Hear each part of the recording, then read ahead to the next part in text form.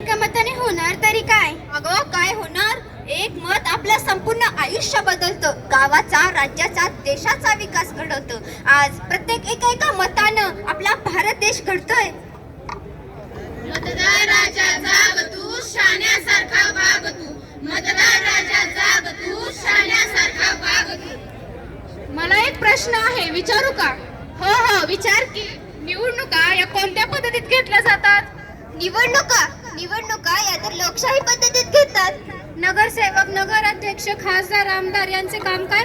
प्रत्येक लोकप्रतिनिधींची जबाबदारी ठरलेली असते. नगराध्यक्ष शहराची जबाबदारी पार पाडतात, तर आमदार तालुक्याची जबाबदारी पार पाडतात. देश पातळीवरील सुरक्षा, शिक्षण, उद्योग, कृषी, देशाच्या प्रगतीचे धोरण पार पाडण्यासाठी आपण खासदार निवडतो.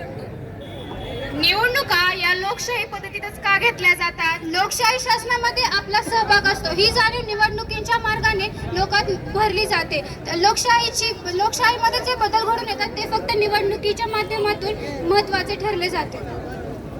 आपण मतदान एकदाच केले तर पुन्हा करू शकतो का? नाही, आपण मतदान एकदाच करू शकतो.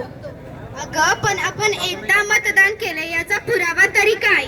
आपल्या डाव्या हाताच्या दुसऱ्या बोटावर शाईने खून केलेले असते. यावरून कळते की आपण मतदान केले आहे. मतदानामध्ये मताची अदलाबदल होते का? नाही, मतदानामध्ये मताची अदलाबदल कदापि होत नाही. त्यावर एक पर्याय सुद्धा आहे, तो म्हणजे व्हीव्हीपॅट मशीन. आपण व्हीव्हीपॅट मशीनच्या बॅलेटवर बटन दाबून मतदान केले की आपल्याला व्हीव्हीपॅट मशीनच्या स्क्रीनवर आपण ज्या पक्षाला वोट दिले आहे, आपण ज्या पक्षाला मतदान दिले आहे त्या पक्षाचे चिन्ह